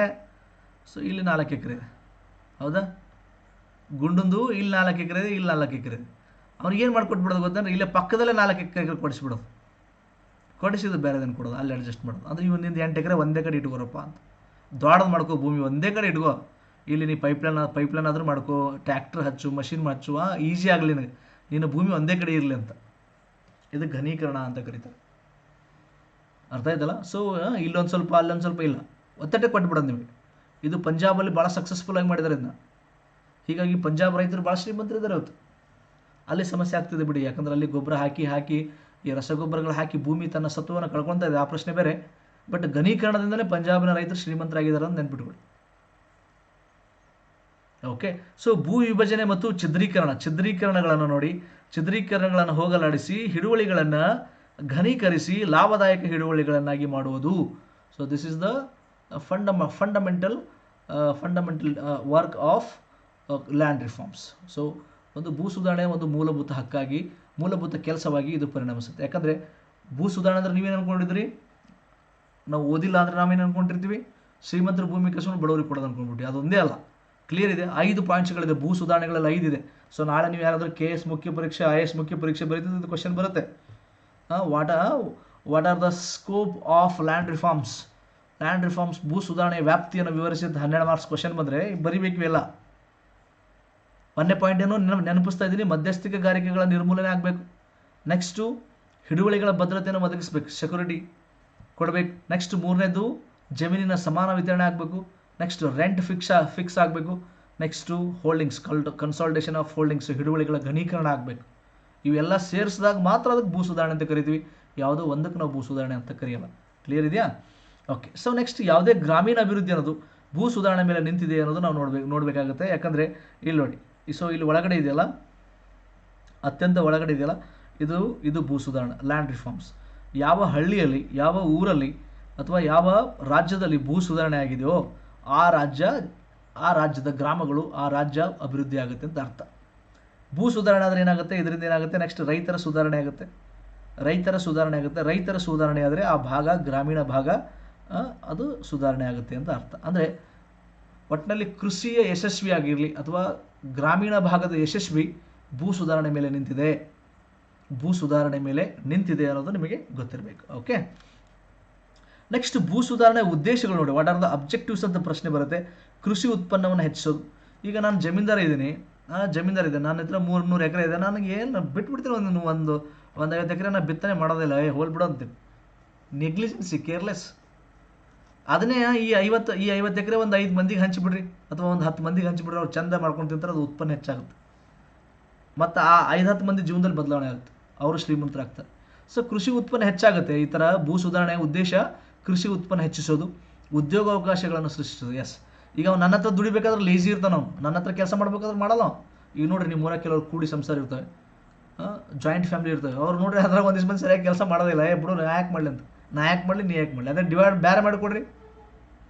ನೋಡಿರಿ ಬೆಳಗ್ಗೆ 4 ಗಂಟೆಗೆ ಹೊಲದಾಗ ಇರ್ತಾನೆ, ನೀವು ದುರ್ಬಿನ ಹಚ್ಕೊಡ್ಬೇಕು, ಮುಂಜಾನೆ 5 ಗಂಟೆ ಹೊಲಕ್ಕೆ ಹೋಗ್ಬಿಡ್ತು, ಹೊಲಕ್ಕೆ ಹೋಗಿ ಕೆಲಸ ಮಾಡ್ತಿರ್ತಾನೆ, ಯಾಕಂದ್ರೆ ಈ ಜವಾಬ್ದಾರಿ ಬಿದ್ದಿದೆ. ಸೊ ಇಲ್ಲೇನಾಗುತ್ತೆ, ಉದ್ಯೋಗ ಅವಕಾಶ ಸೃಷ್ಟಿಯಾಗುತ್ತೆ. ಭೂ ಸುಧಾರಣೆಯಿಂದ ಭಾಳಷ್ಟು ಜನರು ಜವಾಬ್ದಾರಿ ತಗೊಂತಾರೆ. ನೆಕ್ಸ್ಟ್, ಗ್ರಾಮೀಣ ಜನರ ಸಾಮಾಜಿಕ ಸ್ಥಾನಮಾನಗಳನ್ನು ಹೆಚ್ಚಿಸೋದು. To improve social status. ಈಗ ನಿಮ್ಮದು 1 ಎಕರೆನೂ ಇಲ್ಲ ಅಂದರೆ ನಿಮ್ಗೆ ಏನಾಗುತ್ತೆ, ಊರಾಗ ಸ್ವಲ್ಪ ಕೀಳರೆ ಮೇರುತ್ತೆ, ನಿಮ್ಮನ್ನು ಜನ ಅಷ್ಟು ರೆಸ್ಪೆಕ್ಟ್ ಕೊಡಲಿಕ್ಕಿಲ್ಲ. ಹೌದು, ಸಮಾಜದಲ್ಲಿದೆ. ಅವನದೇನು ಬಿಡು, ಅವನಿಗೇನು ಆಸ್ತಿ ಇಲ್ಲ ಪಾಸ್ತಿ ಇಲ್ಲ, ಹಿಂದಿಲ್ಲ ಮುಂದಿಲ್ಲ ಅಂದ್ಕೊಂಡು ಯಾರೋ ನಿರ್ಲಕ್ಷ್ಯ ಮಾಡ್ತಾರೆ. ಹಳ್ಳಿಯಾಗಿದೆ, ಎಲ್ಲ ಇದೆ. ಸೊ ಅದೇ ನಿಮ್ಮ ಹತ್ರ ಆಸ್ತಿ ಇದ್ದರೆ ನಿಮಗೆ ರೆಸ್ಪೆಕ್ಟ್ ಬರುತ್ತೆ, ಸೋಷಿಯಲ್ ಸ್ಟೇಟಸ್ ಬರುತ್ತೆ, ಸಾಮಾಜಿಕ ಸ್ಥಾನಮಾನ ಸಿಗುತ್ತೆ. ಹೀಗಾಗಿ ಭೂ ಸುಧಾರಣೆಯ ಉದ್ದೇಶ ನಿಮಗೇನಪ್ಪ ಅಂದರೆ to improve social status of rural people. ಗ್ರಾಮೀಣ ಭಾಗದ ಜನರ ಸಾಮಾಜಿಕ ಸ್ಥಾನಮಾನಗಳನ್ನು ಹೆಚ್ಚಿಸುವುದು ಇದರ ಉದ್ದೇಶ ಆಗಿರುತ್ತೆ. ಬಡತನ ನಿವಾರಣೆ ಮಾಡೋದು, ಟು ಎಲಿಮಿನೇಟ್ ದ ಪಾವರ್ಟಿ. ಯಾರಿಗೂ ಒಂದು ಸ್ವಲ್ಪ ಭೂಮಿ ಇಲ್ಲ ಅಂದರೆ ಅವನಿಗೆ ಭೂಮಿ ಕೊಟ್ಟರೆ ಏನಾಗುತ್ತೆ, ಅವನು ಅದರಿಂದ ಸ್ವಲ್ಪ ದುಡ್ಕೊಂಡು ತಿರ್ಲಿ ಅಂತ. ನೆಕ್ಸ್ಟ್, ಜನರನ್ನು ಅಭಿವೃದ್ಧಿಯ ವಿದ್ಯಮಾನದಲ್ಲಿ ಭಾಗವಹಿಸುವಂತೆ ಮಾಡೋದು. ಅಭಿವೃದ್ಧಿ ಎಲ್ಲರೂ ಪಾರ್ಟಿಸಿಪೇಟ್ ಮಾಡ್ರಪ್ಪ, ಎಲ್ಲರೂ ದುಡಿರಿ, ಅರ್ಥವ್ಯವಸ್ಥೆಯಲ್ಲಿ ಭಾಗವಹಿಸ್ರಿ. ನೀನು ಗೋಧಿ ಬೆಳೆ, ಅಕ್ಕಿ ಬೆಳೆ, ಕಬ್ಬು ಬೆಳೆ, ಬರೋದು ಮಾರು, ರೊಕ್ಕ ತಗೋ, ಮಜಾ ಮಾಡು, ಮಜಾ ಉಡಾಯಿಸು, ಏನಾದರೂ ಒಂದು ಮಾಡು. ಒಟ್ಟು ಅರ್ಥವ್ಯವಸ್ಥೆಯಲ್ಲಿ ಅಭಿವೃದ್ಧಿಯಲ್ಲಿ ನೀನು ಭಾಗಿಯಾಗು. ಸುಮ್ಮನೆ ಕಟ್ಟಿ ಕುಂತು ಇಸ್ಪೇಟ್ ಆಡಬೇಡ, ಲುಂಗಿ ಸುತ್ತುಕೊಂಡ್ಕೆ ಇಲ್ಲ ತಂಬಾಕು ತಿಕ್ಕೊಂತ ರಮ್ಯಾ ಹಾಗೆ, ಅವಳು ಹಿಂಗೆ, ರಶ್ಮಿಕಾ ಮಂದಣ್ಣ ಹಾಗೆ ಹಿಂಗೆ ಅವ್ರದ್ದು ಇವ್ರದ್ದು ಮಾತಾಡ್ಕೋತ ಕುಂದ್ರಬೇಡ. ನೀನು ಅರ್ಥವ್ಯವಸ್ಥೆಯಲ್ಲಿ ಭಾಗವಹಿಸು, ಕಷ್ಟಪಟ್ಟು ದುಡಿ, ನಿನ್ನ ಒಂದು ಜೀವನದಲ್ಲಿ ಬದಲಾವಣೆ ತೊಗೊಂಡು ಬಾ ಅಂತ. ಅರ್ಥ ಆಯ್ತಾ? ನೆಕ್ಸ್ಟ್, ಭೂ ಸುಧಾರಣೆಗಾಗಿ ಸರ್ಕಾರದ ಕ್ರಮಗಳೇನು ಅಂತ ಬರುತ್ತೆ. ಇದು ಭಾಳ ಇಂಪಾರ್ಟೆಂಟ್ ಇದೆ, ಇದನ್ನು ಕ್ವಶನ್ ಬರುತ್ತೆ. ಭೂ ಸುಧಾರಣೆಗಾಗಿ ಸ್ವಾತಂತ್ರ್ಯ ಸಿಕ್ಕಾಗಿಂದ ನಮ್ಮ ಭಾರತ ಸರ್ಕಾರ ಏನೆಲ್ಲ ಕ್ರಮಗಳನ್ನು ತೆಗೆದುಕೊಂಡಿದೆ ಅಂತ ಬರುತ್ತೆ. ಸರ್ ಕರ್ನಾಟಕದ ಮಾತಾಡಲೇನ್ರಿ ಅಂತ ಪ್ರಶ್ನೆ ಬರುತ್ತೆ. ಕರ್ನಾಟಕದ ನೆಕ್ಸ್ಟ್ ಸ್ಟುಡಿಯೋದಲ್ಲಿ. ನಾನು ಕರ್ನಾಟಕದ ಭೂ ಸುಧಾರಣೆ ಬಗ್ಗೆ ಇವತ್ತು ಮಾತಾಡ್ತಿಲ್ಲ, ನೆಕ್ಸ್ಟ್ ಸ್ಟುಡಿಯೋದಲ್ಲಿ ಮಾತಾಡ್ತೀನಿ. ಸೊ ಫಸ್ಟ್ ನೋಡಿ, ಭಾರತ ಸರ್ಕಾರ ಮೊದಲ ಸಂವಿಧಾನ ತಿದ್ದುಪಡಿ, ಫಸ್ಟ್ ಕಾನ್ಸ್ಟಿಟ್ಯೂಷನಲ್ ಅಮೆಂಡ್ಮೆಂಟ್ ಅಂತ ಕರಿತೀವಿ. ನಿಮ್ಗೆ ಗೊತ್ತಿರಲಿ, 1ನೇ ಸಂವಿಧಾನ ತಿದ್ದುಪಡಿ 1951ರಲ್ಲಿ ಆಗಿದೆ. ಇದು ನೆನ್ಪಿಟ್ಕೋರಿ, ಕ್ವಶನ್ ಕೇಳ್ತಾನೆ ಇದು. ಸಂವಿಧಾನಕ್ಕೆ ಬಹಳಷ್ಟು ತಿದ್ದುಪಡಿಗಳಾಗಿದೆ. ಸೊ 1ನೇ ತಿದ್ದುಪಡಿ ಯಾವ ವರ್ಷ ಆಯಿತು ಅಂತ ಪ್ರಶ್ನೆ ಬರುತ್ತೆ. 1951. 1ನೇ ತಿದ್ದುಪಡಿ ಅದು ಯಾವುದಕ್ಕೆ ಸಂಬಂಧಪಟ್ಟಿದೆ? ಭೂ ಸುಧಾರಣೆಗೆ ಸಂಬಂಧಪಟ್ಟಿದೆ. ಭೂ ಸುಧಾರಣೆಗೆ ಸಂಬಂಧಿಸಿದ ನೆನಪಿಟ್ಕೊಳ್ಳಿ. ಮತ್ತು 9ನೇ ಅನುಸೂಚಿ, ಶೆಡ್ಯೂಲ್ 9, ಸಂವಿಧಾನದ 9ನೇ ಅನುಸೂಚಿ, ಇದನ್ನು ಕೂಡ ಆವಾಗಲೇ ಸೇರಿಸಿದ್ದಾರೆ. ಇದನ್ನು ಕೂಡ 1ನೇ ತಿದ್ದುಪಡಿ ಮುಖಾಂತರ ಸೇರಿಸಿದ್ದಾರೆ. ಸಂವಿಧಾನಕ್ಕೆ ಸೇರ್ಪಡೆ ಆಯಿತು. ಇದೇ ಒಂದು 1ನೇ ತಿದ್ದುಪಡಿಯಿಂದ ಸೇರ್ಪಡೆ ಆಗುತ್ತೆ. ಅದನ್ನು ಕೂಡ ಭೂ ಸುಧಾರಣೆಗೆ ಸಂಬಂಧಪಟ್ಟಿದೆ. ಈ ತಿದ್ದುಪಡಿ ರೈತವಾರಿ, ಮಹಲ್ವಾರಿ ಜಮೀನ್ದಾರಿ ಪದ್ಧತಿಗಳ ನಿಷೇಧದ ಕುರಿತು ವಿವರಿಸುತ್ತದೆ. ಇವೆಲ್ಲ ಮಧ್ಯಸ್ಥಿಕೆಗಾರಿಕೆಯನ್ನು ತೆಗಿಬೇಕು ಅಂತ ಅರ್ಥ, ನಿಷೇಧಿಸಬೇಕು ಅಂತ ಹೇಳುತ್ತೆ. ನೆಕ್ಸ್ಟ್, 5ನೇ ಪಂಚವಾರ್ಷಿಕ ಯೋಜನೆ ಅಂದರೆ ಇಂದಿರಾ ಗಾಂಧಿ ಕಾಲದಲ್ಲಿ ರೆಂಟನ್ನು ಫಿಕ್ಸ್ ಮಾಡಲಾಯಿತು. ರೆಗ್ಯುಲೇಷನ್ ಆಫ್ ರೆಂಟ್ ಅಂತ ಬರುತ್ತೆ. ಸೊ 20-25% ಆಫ್ ಉತ್ಪನ್ನದ 20-25 ಭಾಗ ಕೊಡಬೇಕು ಅಂತ, ಉಳುವನಿಗೆ ಕೊಡಬೇಕು, ಕನಿಷ್ಠ ಅಷ್ಟು ಕೊಡಬೇಕು ಅಂತ. ಉತ್ಪನ್ನದ ಇಷ್ಟು ಭಾಗವನ್ನು ಕೊಡಬೇಕು, ಅದಕ್ಕಿಂತ ಕಮ್ಮಿ ಕೊಡೋಂಗಿಲ್ಲ ಅಂತ ಅರ್ಥ. ರೆಂಟ್ ಫಿಕ್ಸ್ ಮಾಡ್ತಾರೆ. ಕ್ಲಿಯರ್ ಇದೆ? ಯಾರು? ಇಂದಿರಾ ಗಾಂಧಿ ಕಾಲಕ್ಕೆ. ನೆಕ್ಸ್ಟ್, ಇಂದಿರಾ ಗಾಂಧಿ ಇನ್ನೊಂದು ಕೆಲಸ ಮಾಡಿದ್ದಾರೆ, ಇನ್ನೊಂದು ಭಾಳ ಇಂಪಾರ್ಟೆಂಟ್ ಮಾಡಿದ್ದಾರೆ. ಉಳುವನೆ ಒಡೆ ಅಂತ ಒಂದು ಏನು ತೊಗೊಂಡು ಬರ್ತಾರೆ, ಒಂದು ಕಾಯ್ದೆ ತೊಗೊಂಡು ಬರ್ತಾರೆ. 1972ರಲ್ಲಿ 1972ದಲ್ಲಿ ಉಳುವನೆ ಒಡೆಯ, tillers are the owners of land. 10-20 ವರ್ಷ ಅವನು ಈ ಭೂಮಿ ಉಳಿದಾನಂದರೆ ಈಗ ನೆಕ್ಸ್ಟ್ ಅವನೇ ಒಡೆಯಾದರು. 1972ರಲ್ಲಿ ಹೆಚ್ಚುವರಿ ಭೂಮಿಯನ್ನು ಸರ್ಕಾರ ವಶಪಡಿಸಿಕೊಳ್ಳುವ ಕಾಯ್ದೆ ಜಾರಿಗೆ ಬರುತ್ತೆ. ನಿಮ್ಮ ಹತ್ರ ಹೆಚ್ಚಿಗೆ ಭೂಮಿ ಇದ್ದರೆ ಕಸ್ಕೊಂಡು ಅದನ್ನು ಬಡವರು ಕೊಡೋದು. 1972 1972 government of India has announced guidelines for land holdings. ನೋಡಿ, ಸೊ ಎಷ್ಟರ ಮೇಲೆ ಕಸ್ಕೋಬೇಕಂದ್ರೆ, ನಿಮ್ಮ ಹತ್ರ ನೀರಾವರಿ ಭೂಮಿ ಇದ್ದರೆ, ಫಾರ್ ಎಕ್ಸಾಂಪಲ್ ಈಗ ನಾನೇ ತಗೊಳ್ಳಿ, ಶ್ರೀಧರ್ ಬಿರಾದರ್, ನಾನೊಬ್ಬ ಜಮೀನ್ದಾರ್, ನನ್ನ ಹತ್ರ 200 ಎಕರೆ ಇದೆ. ಸೊ 200 ಎಕರೆ ಯಾವುದಿದೆ? ನೀರಾವರಿ ಭೂಮಿ ಇದೆ ಅನ್ಕೊಳ್ಳೋಣ. ನನ್ನ ಹತ್ರ 200 ಎಕರೆ ನೀರಾವರಿ ಭೂಮಿ ಇದೆ ಅಂದರೆ, ನನಗೆ ನೋಡಿಕೊಂಡು ಈ ಒಂದು ರೇಂಜಲ್ಲಿ 10-18 ಎಕರೆ ಬಿಟ್ಟು ಉಳಿದು ಕಸ್ಕೊಂಡ್ಬಿಡು. ನಡಿಯಪ್ಪ ದೋಸ್ತ, ಸಹಿ ಹಾಕಿಲ್ಲ ನಡೆ ಅಂತ. 10-18 ಎಕರೆ ನೋಡ್ಕೊಂಡು, ಅದು ಸಿಚುವೇಶನ್ ಅಲ್ಲಿ ನೋಡಿಕೊಂಡು, ಅದು ಕೃಷಿಯಲ್ಲಿ ಯಾವ ಹಂತದಲ್ಲಿದೆ ಎಲ್ಲ ನೋಡಿಕೊಂಡು, ಅದನ್ನು ಆ ರೇಂಜಲ್ಲಿ ನನಗೆ ಇಷ್ಟು ಆಸ್ತಿ ಬಿಟ್ಟು 15 ಎಕರೆನೋ 16, 10, 11 ಒಟ್ಟು ಒಂದಿಷ್ಟು ಬಿಟ್ಟು ಉಳಿದಿದ್ದೆಲ್ಲ ಕಸ್ಕೊಂಡ್ಬಿಡೋದು. ಅದು ನೀರಾವರಿ ಭೂಮಿ ಆಗಿದ್ದರೆ. ಒಂದು ವೇಳೆ ನನ್ನ ಹತ್ರ 200 ಎಕರೆ ಆಸ್ತಿ ಇದೆ, ಅದು ಅರೆ ನೀರಾವರಿ ಇದೆ ಅಂದರೆ, ಅರೆ ನೀರಾವರಿ ಅಂದರೆ ಸ್ವಲ್ಪ ನೀರಾವರಿ, ಕ್ಯಾನಲ್ ನೀರೆಲ್ಲ ಇರ್ತಲ್ಲ, ಅರೆ ನೀರಾವರಿ, ಸೆಮಿ ಇರಿಗೇಟೆಡ್ ಅಂತ ಕರಿತೀವಿ. ಸೊ ಇಲ್ಲೇನಾಗುತ್ತೆ, ಈ ಥರ ಇದ್ದರೆ ನನ್ನ ಹತ್ರ 200 ಎಕರೆ ಇದ್ದರೆ ನನಗೆ 27 ಎಕರೆ ಬಿಟ್ಟು ಉಳಿದಿದ್ದು ಕಸ್ಕೊಂಡ್ಬಿಡೋದು. 27 ಬಿಡ್ರಿ, 27 ಎಕರೆ ಬಿಡ್ರಿ, ಉಳಿದಿದ್ದು ಕಸ್ಕೊಂಡ್ಬಿಡ್ರಿ ಅಂತ. ಅಥವಾ ನನ್ನ ಹತ್ರ ಒಣ ಬೇಸಾಯ ಇದ್ದರೆ, ನನ್ನ ಹತ್ರ ಒಣ ಬೇಸಾಯ ಒಟ್ಟು ನೀರಾವರಿ ಇಲ್ಲ, 200 ಎಕರೆ ಇದ್ದರೆ ನನಗೇನು ಮಾಡಬೇಕು, 54 ಎಕರೆ ಬಿಟ್ಟು 54 ಎಕರ್ಸ್ ಬಿಟ್ಟು ಉಳಿದಿದ್ದು ಕಸ್ಕೊಂಡ್ಬಿಡ್ರಿ ಅಂತ. ಅರ್ಥ ಆಯ್ತಾ? ಸೊ ಜಮೀನ್ದಾರ ಹತ್ರ ಅಷ್ಟು ಬಿಟ್ಟು ಉಳಿದಕ್ಕೆ ಕಸ್ಕೊಂಡ್ಬಿಡೋದು. ಈ ಟೈಮಲ್ಲಿ ಏನಾಗುತ್ತೆ, ಸಕ್ಸಸ್ ಆಗಲ್ಲ, ಇದು ಭಾಳ ಯಶಸ್ವಿ ಆಗಲ್ಲ. ಇಂದಿರಾ ಗಾಂಧಿಯವರು ಈ ಥರ ಮಾಡ್ತಾರಂತೇಳಿ ನ್ಯೂಸ್ ಸ್ಪ್ರೆಡ್ ಆಗಿಬಿಡ್ತೈತಿ. ಇವರೆಲ್ಲ ಎಂ ಪಿಗಳೆಲ್ಲ ಏನು ಮಾಡಿಬಿಡ್ತಾರೆ, ಎಲ್ಲ ಕಡೆ ಸ್ಪ್ರೆಡ್ ಮಾಡಿಬಿಡ್ತಾರೆ ರಾಜಕಾರಣಿಗಳು. ಮಾಡಿದಾಗ ಏನಾಗುತ್ತೆ ಅಂದ್ರೆ ಅವಾಗ ಅವರೆಲ್ಲ ದೊಡ್ಡ ದೊಡ್ಡ ಜಮೀನ್ದಾರು ಏನು ಮಾಡ್ತಾರೆ, ತಹಶೀಲ್ದಾರ್ನೇ ಕಿಡ್ನ್ಯಾಪ್ ಮಾಡ್ತಾರೆ. ಆ ಸಬ್ ರಿಜಿಸ್ಟ್ರಾರು ತಹಶೀಲ್ದಾರ್ ಅವ್ರನ್ನೆಲ್ಲ ಕಿಡ್ನ್ಯಾಪ್ ಮಾಡ್ಕೊಂಡು ಒಯ್ದು ಅವ್ರಿಗೆ ಹೆದರಿಸಿ ಬೆದರಿಸಿ ತಮ್ಮ ಆಸ್ತಿ 200 ಎಕರೆ ಆಸ್ತಿ ಇತ್ತ ಅದನ್ನು ಮಕ್ಕಳಿಗೆ ಮಾಡಿದೆ, ಸೊಸಿಗೆ ಮಾಡಿದೆ, ಮನೆ ಒಂದು ನಾಯಿ ಇತ್ತಂದ್ರೆ ನಾಯಿ ಒಂದು 4 ಎಕರೆ ಮಾಡಿದೆ. ಹಂಗೆ ಮಾಡಿರೋವಾಗೆಲ್ಲ ಒಟ್ಟು ಆಸ್ತಿ ಏನು ಮಾಡಿಬಿಟ್ರು, ಬಡ ಬಡ ಬಡ ಬಡ ಹಿಂಗೆ ಡಿವೈಡ್ ಮಾಡ್ಕೊಂಬಿಟ್ರು. ಆ್ಯಕ್ಚುಲಿ ಇಂದಿರಾ ಗಾಂಧಿ ಆ ಟೈಮಲ್ಲಿ ರೂಲ್ಸ್ ಮಾಡಬೇಕಾಯಿತು. ಸೊ ಇನ್ನು ಮುಂದಿನ ದಿನಗಳು ಯಾವುದೇ ಇನ್ಮೇಲೆ ಯಾವುದೋ ಆಸ್ತಿಗಳನ್ನು ಡಿವೈಡ್ ಮಾಡೋಂಗಿಲ್ಲ ಅಂತಿತ್ತು. ಅಷ್ಟೊತ್ತಿಗೆ ಇವರೆಲ್ಲ ಕಿಡ್ನ್ಯಾಪ್ ಮಾಡಿ ಎಲ್ಲ ಮಾಡಿಕೊಂಡು ಭಾಳಷ್ಟು ಮಾಡ್ಕೊಂಬಿಟ್ರು. ಈ ಭೂ ಸುಧಾರಣೆಯಲ್ಲಿ ಒಂದಿಷ್ಟು ಭೂಮಿ ಕೊಟ್ಟಿದ್ದಾರೆ ಬಡವರಿಗೆ, ಒಂದಿಷ್ಟು ಉಳುವನಿಗೆ ಭೂಮಿ ಸಿಕ್ಕಿದೆ, ಆದರೆ ಆ ಭೂಮಿ ಭಾಳಷ್ಟು ಬರಡು ಭೂಮಿ ಇದೆ, ಆ ಭೂಮಿ ವೇಸ್ಟ್ ಅದು. ಸೊ ಸ್ವಲ್ಪ ಪ್ರಮಾಣದಲ್ಲಿ ಯಶಸ್ವಿ ಆಗಿದೆ ಅಂತ ಹೇಳ್ಬೋದು. ಅವ್ರು ಅಂದ್ಕೊಂಡ ಲೆವೆಲ್ಗೆ ಯಶಸ್ವಿ ಆಗಲಿಲ್ಲ. ಯಾಕಂದರೆ ಅಷ್ಟು ಆಸ್ತಿ ರಾಜಕಾರಣಿಗಳ ಹತ್ರನೇ ಇತ್ತು, MLA-MP ಗಳ ಹತ್ರನೇ ಇತ್ತು. ಅವರೇ ಜಮೀನ್ದಾರರೇ MLA-MP ಗಳು, ಮತ್ತು ಎಷ್ಟೋ ಜನ MLA-MP ಗಳು ಜಮೀನ್ದಾರರ ಸಪೋರ್ಟ್ದೊಂದಿಗೆ MLA-MP ಆಗಿದ್ದರು, ಜಮೀನ್ದಾರ ಬೆಂಬಲದಿಂದ MLA-MP ಆಗಿದ್ದರು. ಹೀಗಾಗಿ ಅವ್ರು ಒಬ್ರಿಗೊಬ್ರಿಗೆ ಅಂಡರ್ಸ್ಟ್ಯಾಂಡಿಂಗ್ ಇರುತ್ತೆ, ಅವರಿಗೆ ಅಂಡರ್ಸ್ಟ್ಯಾಂಡಿಂಗ್ ಮೇಲೆ ಕೆಲಸ ಮಾಡ್ತಿರ್ತಾರೆ. ನೋಡಿರಿ ನಮ್ಮ ದೇಶದಲ್ಲಿ ರಾಜಕಾರಣಿಗಳು ಲುಂಗಿ ಸುತ್ಕೊತಾರೆ, ಲುಂಗಿ ಎಲ್ಲ ಧೋತಿ ಹಾಕೊತಾರೆ. ಯಾಕೆ ಹೇಳ್ರಿ? ಬೆಚ್ಚಿ ಹಾಸಿ ರೊಕ್ಕ ಗಂಟು ಕಟ್ಕೊಂಡು ಹೊಂಟ್ಬಿಡೋದು, ಹೆಗಲ ಮೇಲೆ ಕೈ ಹಾಕೊಂಡು ಒಂದು ಹಲ್ಲ ಕಡ್ಡಿ ಹಾಕೊಂಡು ಹೊಂಟ್ಬಿಡೋದು. ಪ್ಯಾಂಟ್ ಅಂದ್ರೆ ಸಾಲಲ್ಲ, ಜೇಬ್ ಸಣ್ಣ ಇರ್ತವೆ, ಆ ಜೇಬ್ ಚಿಕ್ಕದಿರ್ತವೆ, ಸಾಲಲ್ಲ. ಹೀಗಾಗಿ ಭಾಳ ಜನ ಪ್ಯಾಂಟ್ ಹಾಕೋದಿಲ್ಲ, ಧೋತಿ ಇಲ್ಲ ಲುಂಗಿ ಸುತ್ತಾರೆ, ಬೆಚ್ಚಿ ಹಾಸಿಬಿಡೋದು. ಏನು ಕೆಲವ್ರು ಒಳಗೆ ಡಬಲ್ ಲುಂಗಿ ಹಾಕ್ತಾರೆ, ಎಡ್ಡೆಡ್ ಲುಂಗಿ, ಎಡ್ಡೆಡ್ ಬಿಚ್ಚಿ ಹಾಸೋದು, ದುಡ್ಡು ಹಾಕಿ ಗಂಟು ಕಟ್ಕೊಂಡು ಹೆಗಲ ಮೇಲೆ ಹಾಕೊಂಡು ಹೊಂಟ್ಬಿಡೋದು. ಹೌದು. ಸೊ ಇದು ಇಂದಿರಾ ಗಾಂಧಿಯವರು ಮಾಡಿದಂಥ ಒಂದು ಭೂ ಸುಧಾರಣೆ ಸ್ವಲ್ಪ ಪ್ರಮಾಣಕ್ಕೆ ಯಶಸ್ವಿಯಾಗಿದೆ ಅಂತ ಹೇಳ್ಬೋದು, ಆದರೆ ಭಾಳಷ್ಟು ಪ್ರಮಾಣದಲ್ಲಿ ಯಶಸ್ವಿ ಆಗಿಲ್ಲ ಅಂತ ನಾವು ನೋಡ್ತೇವೆ. ಕ್ಲಿಯರ್ ಇದೆ? Thank you so much. ಕರ್ನಾಟಕಕ್ಕೆ ಸಂಬಂಧಪಟ್ಟಂಗೆ ಭಾಳ ಏನಿಲ್ಲ, ಸ್ವಲ್ಪ ಇದೆ. ರೈಟ್, 1961 1961ರಲ್ಲಿ ಒಂದು ಕಾಯ್ದೆ ಬರುತ್ತೆ, BD ಜತ್ತಿ ಮುಖ್ಯಮಂತ್ರಿ ಇದ್ದಾಗ. 2020ರಲ್ಲಿ ಒಂದು ಬರುತ್ತೆ, ಯಡಿಯೂರಪ್ಪನವರಿದ್ದಾಗ. ನೆಕ್ಸ್ಟ್ 23ರಲ್ಲಿ ರೀಸೆಂಟ್ಲಿ ಒಂದು ಭೂ ಸುಧಾರಣೆಗೆ ಸಂಬಂಧಪಟ್ಟಂಗೆ ಸ್ವಲ್ಪ ತಿದ್ದುಪಡಿ ಮಾಡಿದ್ದಾರೆ. ಅವು 3 ಹೇಳಿದ್ರೆ ಆಯ್ತು, 1961, 2020, 2023. ಆ ಕಾಯ್ದೆ ಮತ್ತು ಅದರ ಲಕ್ಷಣಗಳು ಹೇಳ್ಬಿಡ್ತೀನಿ ನೆಕ್ಸ್ಟ್ ಮುಂದಿನ ವಿಡಿಯೋದಲ್ಲಿ. ಅದೆಷ್ಟು ನೀವು ತಿಳ್ಕೊಂಡ್ಬಿಟ್ರೆ ಕರ್ನಾಟಕದ ಭೂ ಸುಧಾರಣೆ ಮುಗಿಯುತ್ತೆ. ಐ ಹೋಪ್ ಇವತ್ತು ನಿಮ್ಮ ವಿಡಿಯೋದಲ್ಲಿ ನೀವು ಭೂ ಸುಧಾರಣೆಗೆ ಸಂಬಂಧಪಟ್ಟಂಥ ಡೀಟೇಲ್ ಮಾಹಿತಿ ಪಡ್ಕೊಂಡಿದ್ದೀರಾ, ಮತ್ತು ಸಣ್ಣ ಸಣ್ಣ ಹಿಡುವಳಿಗಳು, ಮಧ್ಯಮ ಹಿಡುವಳಿಗಳು ಅಂದ್ರೇನು, ಅರೆ ಮಧ್ಯಮ ಅಂದ್ರೇನು ಎಲ್ಲ ತಿಳ್ಕೊಂಡಿದ್ದೀರ ಅಂತ ಭಾವಿಸ್ತೇನೆ. ಥ್ಯಾಂಕ್ ಯು ಸೊ ಮಚ್, ಧನ್ಯವಾದಗಳು. ನಿಮ್ಮ ಸ್ನೇಹಿತರು ಕೂಡ ಈ ವಿಡಿಯೋ ಶೇರ್ ಮಾಡಿ, ಲೈಕ್ ಮಾಡಿ, ಮತ್ತು ಕಮೆಂಟ್ ಹಾಕಿ ಅನ್ನೋದನ್ನು ನೀವು ಮರಿಬಾರ್ದು. ಲಾಸ್ಟಿಗೆ ಒಂದು 10 ಸೆಕೆಂಡ್ ನೀವು ಟೈಮ್ ಕೊಟ್ಟರೆ ಇದೆಲ್ಲ ಆಗುತ್ತೆ. ಸಬ್ಸ್ಕ್ರೈಬ್ ಮಾಡಿ, ಲೈಕ್ ಮಾಡಿ, ಒಂದು ಕಮೆಂಟ್ ಹಾಕಿ. ಸರ್ ವಿಡಿಯೋ ಸೂಪರ್ ಆಗಿತ್ತು ಅಂತ ಒಂದು ಹಾಕಿ. ಥ್ಯಾಂಕ್ ಯು, ಧನ್ಯವಾದಗಳು. ಮತ್ತೆ ಮುಂದಿನ ವಿಡಿಯೋದಲ್ಲಿ ಭೇಟಿ ಆಗ್ತಾರೆ.